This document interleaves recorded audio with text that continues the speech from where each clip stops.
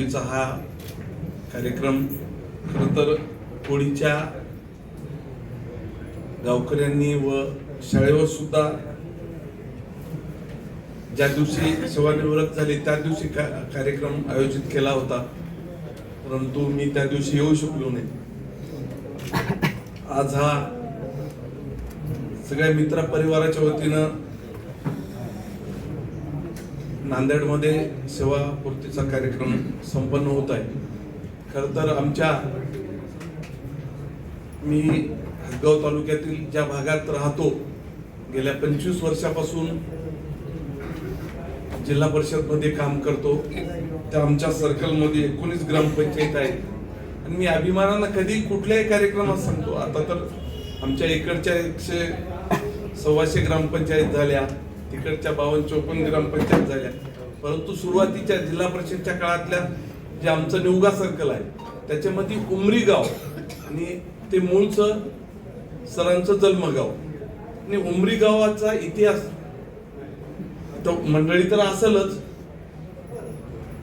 की उमरी गाव म्हणलं की आमच्याकडं अतिशय कष्टकरी कार्यक्रम असो, लग्न सोहळा असो, कोणाच्या घरी कुठल्याही समाजाच्या सोबत सलोख्यानं एकत्रित येऊन कार्यक्रम करणं ही अशी त्या उमरी गावची परंपरा आणि हेच ते उमरी गाव नानाराव कल्याणकरांचं जन्मगाव. ह्या सेवापूर्तीच्या सोहळ्यात कार्यक्षेत्रात किंवा ज्यांच्या सावलीखाली घडले ते आमचे ज्येष्ठ असे संभाजीराव कल्याणे सर, त्याचबरोबर आमचे मधुकररावजी मामा,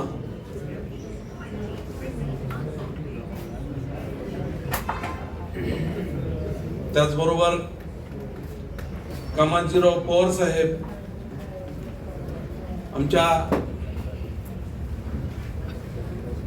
ताई रेखाताई, डॉक्टर रेखाताई पाटील, ही आमची भाची आहे. बरं, म्हणजे बाकी त्यांना कोणाला माहित नसतं.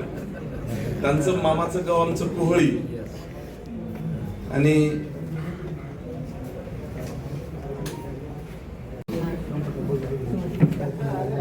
त्यांची पगार जी होती ती आमच्या वहिनीच्या हाती दिली.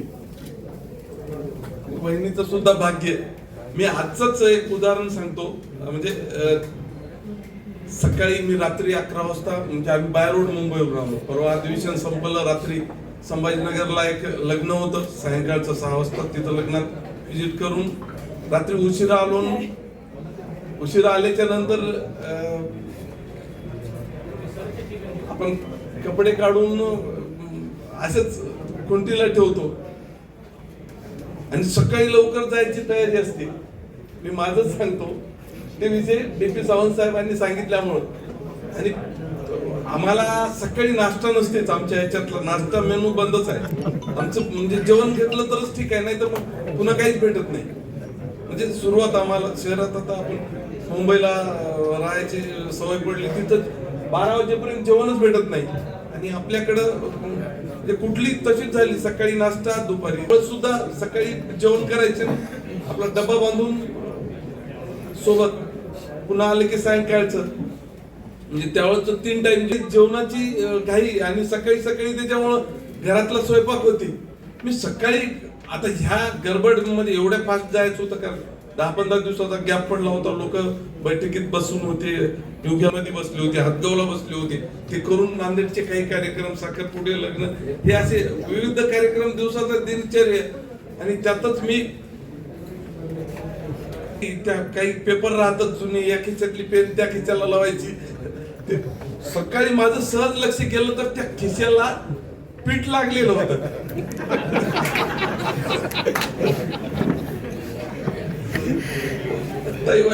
वाईट वाटून घेऊ नका. तुम्ही पगार घरी देता, आमच्या खिशाला पीठ लागले. पण मला खरंच त्याची चौकशी करायला वेळ नव्हता. म्हणजे मी चौकात उदाहरण सांगायला, स्टेज माईकाला हाती म्हणून बोलायलो नाही, खरी परिस्थिती सांगायलो. आणि ती पीठ लागल्यावर मी काय आरोप करायला नाही, पण फिट लागल्यावर मला संशय आला,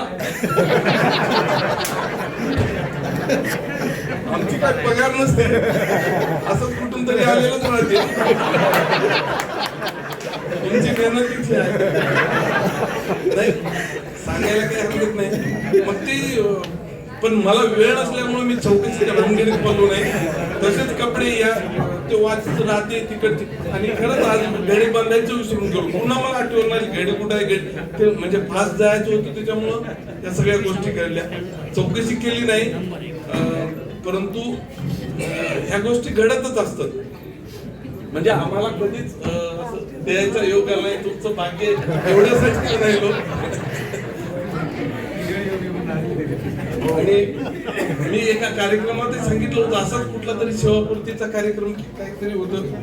मी जवळजवळ 33 वर्षानंतर, परवा अरविंदराव आहेत पत्रकार, 33 वर्षाच्या पहिल्यांदा म्हणजे लग्नाच्या 33 वर्षाच्या नंतर ह्याला गेलो. इथं आपल्या कुठलं देवस्थान स्वामी आपल्या उज्जैन महाकालला गेलो. म्हणजे परंतु त्यांच्या मंडळीला सोबत घेऊन गेलो.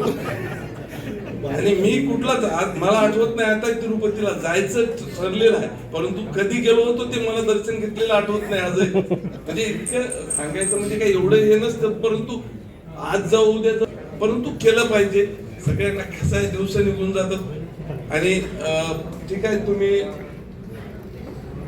तुम्हाला बाबांनी शिक्षण दिलं, तुम्ही चांगले संस्कार केले की तुमच्यावर, परत तुम्ही मुलांना शिक्षण दिलं, मुलांना